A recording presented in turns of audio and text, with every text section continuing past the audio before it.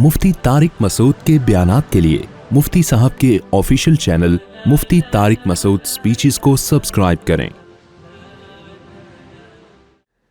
तो यहाँ भी ये जो हुक्म अल्लाह ने दिया है ना कि मुनाफिकीन को जो है पता चल जाएगा कि कौन आज़ाद औरत है और कौन बांदी है, तो ये पता चल रहा है कि हिकमत है असल में, वरना हुक्म का मदार इस पर नहीं है। हुक्म का मदार इस पर है कि ए ईमान वाले, ए नबी अपनी बीवियों से और अपनी बेटियों से और आम मुसलमान औरतों से कह दीजिए कि जब घर से बाहर निकलें तो अपने चेहरों जो ओढ़नी है वो अपने चेहरों पे लटका लिया करें।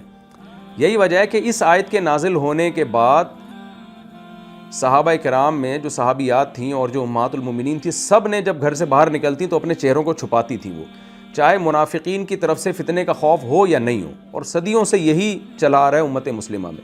तो उलमा और फ़ुक़हा जो कुरान के मिजाज को बहुत ज़्यादा समझते हैं, तो बहुत से फ़ुक़हा इस तरफ गए हैं, बहुत से मुफस्सिरीन इस तरफ गए हैं कि ये कुरान ने हिकमत बयान कर दी है कि चेहरे के पर्दे में एक हिकमत ये भी है कि बांदी और आज़ाद में फ़र्क हो जाएगा, लिहाजा आज़ाद औरत फितने से महफूज हो जाएगी। तो एक तो ये है, यही वजह है कि इमाम अहमद बिन हंबल और इमाम शाफ़ी ने इसी आयत से चेहरे के पर्दे पर इस्तिदलाल किया कि औरत जब घर से बाहर निकलेगी तो चेहरा का पर्दा इस आयत के बाद फ़र्ज़ हो गया हमेशा के लिए।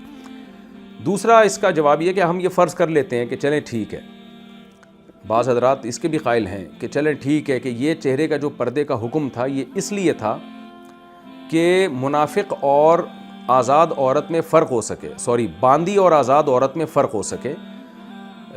अब तो बांदियाँ नहीं हैं, अब बांदी और आज़ाद औरत में फ़र्क की ज़रूरत भी नहीं है। तो अगर हम इसको मान भी लेते हैं तो फिर भी इतना तो साबित होता है ना कि जब फितने का खौफ था तो अल्लाह ने औरत को चेहरा छुपाने का हुक्म दिया। फितना क्या था कि कोई मुनाफिक आज़ाद औरत को बांदी समझ के उसकी तरफ ललचाई हुई नज़रें न डाले और उसको तंग करने की कोशिश न करे, उसकी तरफ बढ़ने की कोशिश न करे। तो इस फितने की वजह से अल्लाह ने हुक्म दिया कि औरत चेहरे का पर्दा करेगी। तो अब फितने की नौइयत चेंज हो गई है। अब फितना ये नहीं है कि आज़ाद और बांदी में फ़र्क नहीं हो रहा, अब फितना ये है कि जब आज़ाद औरत चेहरा खोल के घूमेगी तो अब हवस के मरीज़ पहले से कई गुना ज़्यादा हैं। अब निकाह मुश्किल है, ज़िना आसान है, अब लोगों की बरवक्त शादियां नहीं होती, अब ज़्यादा शादियों का रिवाज नहीं है, अब औरतों में बेपर्दगी बहुत ज़्यादा है, मोबाइल के ज़रिए एक दूसरे से राब्ते हो रहे हैं। तो अब एक दूसरी नौइयत का फितना है जिसमें पढ़ने का बहुत ज़्यादा अंदेशा है। तो उस फितने की वजह से अब चेहरे को छुपाने का हुक्म दिया जाएगा। और इमाम हनीफा की यही राय है कि औरत का जो चेहरे का पर्दा है वो सतर में दाखिल नहीं है। इमाम शाफ़ी, इमाम अहमद बिन हंबल की राय तो इस आयत की रोशनी में यही है कि औरत का चेहरा भी सतर में दाखिल है। मैंने सूरह नूर में इसकी डिटेल बताई है, मुख्तसरन दोबारा रिपीट कर देता हूँ कि देखें पर्दे की दो किस्में होती हैं। एक तो होता है सतर, सतर का मतलब है जिसे हर हाल में छुपाना फ़र्ज़ है, चाहे फितने का अंदेशा हो या ना हो। जैसे मर्द के लिए नाफ से लेकर घुटना यहाँ तक का जिस्म का हिस्सा बहरहाल छुपाना फ़र्ज़ है, चाहे फितने का अंदेशा हो या ना हो। अगर इसमें से कुछ हिस्सा भी नमाज में खुल जाए तो आपकी नमाज नहीं होती। और औरत के लिए क्या है कि गैर महरम मर्द से चेहरा, हथेलियाँ और पाँव, इनके अलावा पूरी बॉडी सतर में दाखिल है इमाम अबू हनीफ़ा के नज़दीक। और इमाम शाफ़ी और इमाम अहमद के नज़दीक चेहरा भी सतर में दाखिल है, यानी फितने का अंदेशा हो या ना हो, इमाम शाफ़ी और इमाम अहमद के नज़दीक जवान औरत पे बहरहाल चेहरा छुपाना फ़र्ज़ है क्योंकि वो सतर में दाखिल है। यानी गैर महरम मर्द से चेहरा बहरहाल छुपाना फ़र्ज़ है। अलबत्ता बांदी पे ये ज़िम्मेदारी लाजिम नहीं है, उसका चेहरा सतर में दाखिल नहीं है, उसके सर के बाल भी सतर में दाखिल नहीं है। तो अब क्या मसला हुआ कि इमाम शाफ़ी और इमाम अहमद के नज़दीक औरत का चेहरा, कलाइयाँ, हाथ, यानी सर के बाल से लेके पाँव के नाखून तक पूरी बॉडी सतर में दाखिल है। इस आयत की रोशनी में वो कहते हैं अल्लाह ताला ने हुक्म दिया है कि जब औरत घर से बाहर निकलेगी तो अपने चेहरे को छुपाएगी, बाकी जिस्म तो ज़ाहिर है वैसे ही उसका छुपाना फ़र्ज़ है, वो तो पहले से तयशुदा है। तो सर पे भी चादर डाल के ना चेहरे को भी छुपा लेगी ताकि वो चादर सीने तक आ जाए। हाँ, बाज़ उलमा इसके कायल हैं कि एक आँख जो है वो रास्ता देखने के लिए खोल सकती है, तो उससे जो है ना वो पर्दा हटा सकती है।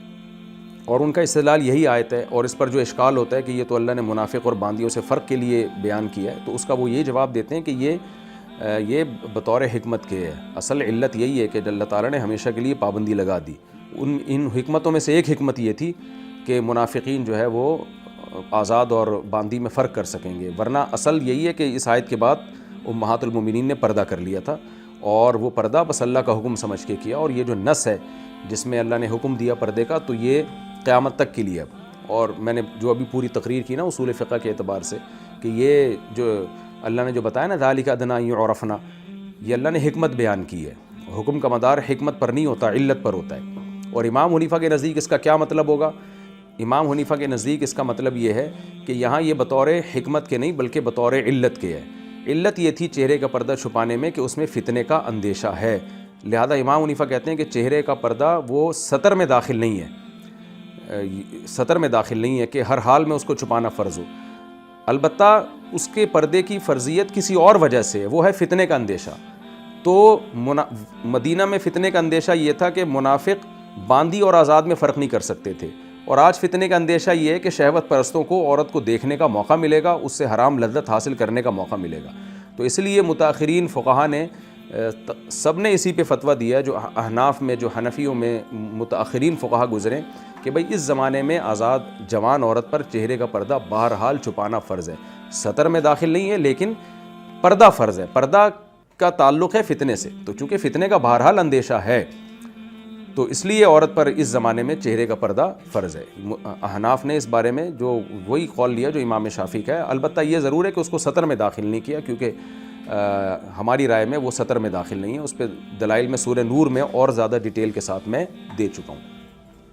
تو خلاصہ یہی نکلا کہ جوان عورت کو بہرحال چہرے کا پردہ کرنا چاہیے، کیونکہ اس میں فتنے کا اندیشہ ہے. اب بعض خواتین یہ کہتی ہیں ہمیں تو کوئی فتنے کا اندیشہ نہیں. دیکھیں غالب کو دیکھا جاتا ہے کہ غالب کیا ہے، یعنی زیادہ تر کیا ہو رہا ہے. چند عورتوں کو اگر فتنہ نہ ہو یا چند مردوں کو فتنہ نہ ہو تو چند کے پر حکم کا مدار نہیں ہوتا، میجورٹی پر حکم کا مدار ہوتا ہے. تو اس فتنے کی اصل ہمیں بہرحال یہاں سے اس آیت سے مل جاتی ہے کہ جہاں فتنے کا خطرہ ہوگا تو عورت کو چہرہ چھپانے کا حکم دیا جائے گا. البتہ امام حنیفہ کے نزدیک چونکہ چہرہ سطر میں داخل نہیں ہے تو اس اختلاف کا ہم یہ گنجائش عورت کو دے سکتے ہیں کہ جہاں ضرورت ہو عورت کو چہرہ کھولنے کی تو وہاں اس کے لیے چہرہ کھولنے کی گنجائش ہوگی. تو وہ ضرورت پر میں بیان کر چکا ہوں سورہ نور میں ڈیٹیل کے ساتھ کہ وہ کیا ضرورت ہو سکتی ہے، کہاں کہاں ضرورت ہو سکتی ہے.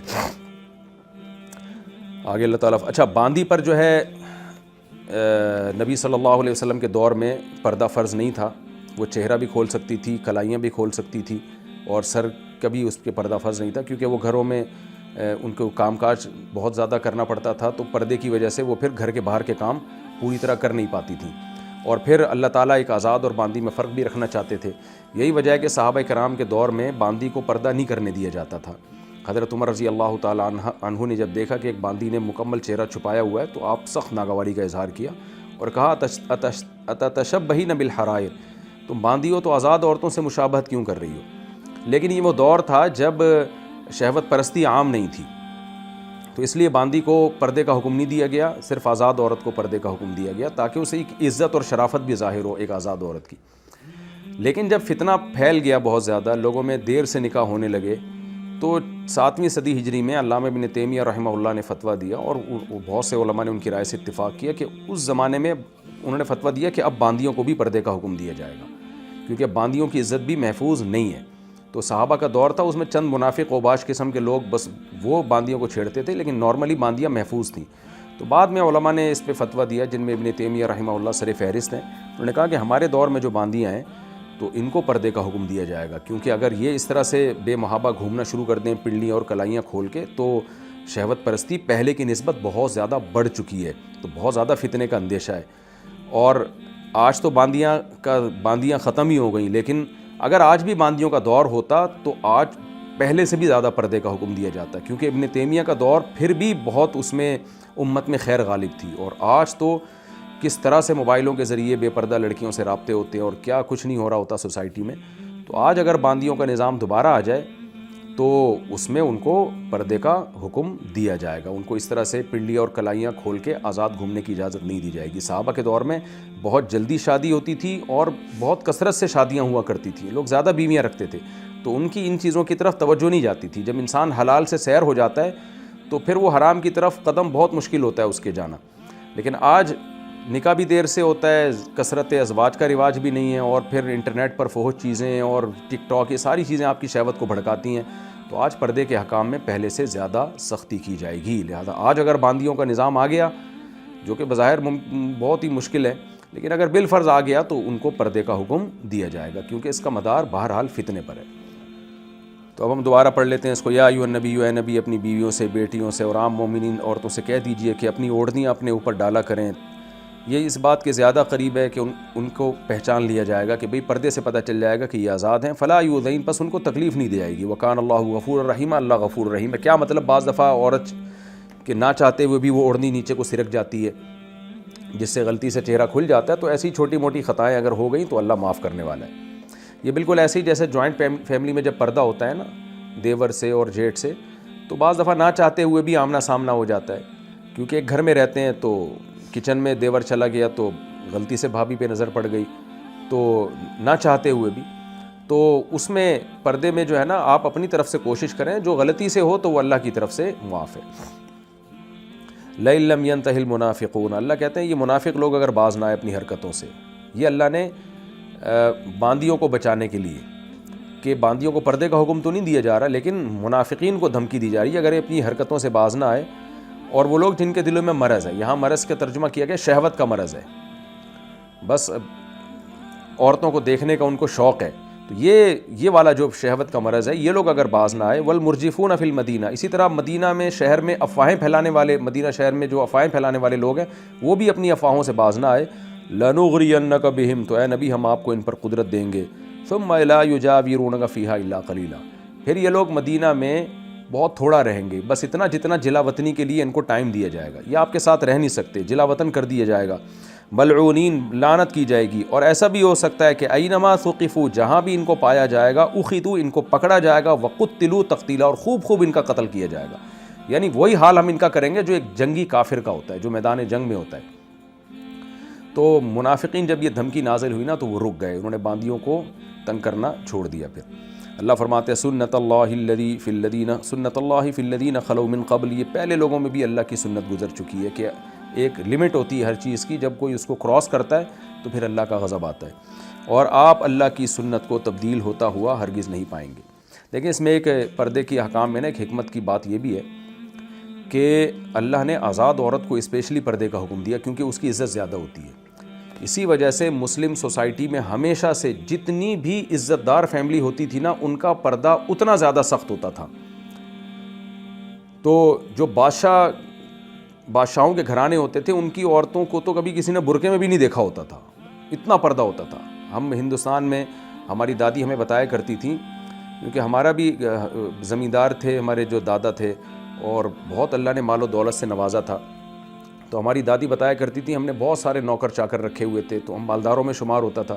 تو کہتی ہم چونکہ مالدار تھے تو ہمارا پردہ بہت سخت ہوتا تھا، کیونکہ مالداروں کو عزت کی نگاہ سے دیکھا جاتا تھا، تو ان کی عورتوں میں بہت زیادہ پردہ ہوتا تھا تاکہ یہ پتہ چلے کہ عزت دار عورتیں ہیں۔ تو ہماری دادی بتایا کرتی تھیں کہ ہم جب گھر سے باہر نکلتے تو گھر کے دونوں طرف چادریں لگائی جاتی تھیں، پھر ہم ڈولی میں جا کے بیٹھتے تھے، اور پھر جو ہے وہ جو مزدور ملازم ہوتے تھے وہ ڈولی اٹھا کے کہیں لے جایا کرتے تھے سفر کے لیے، تو پھر وہ چادریں ہٹائی جاتی تھیں۔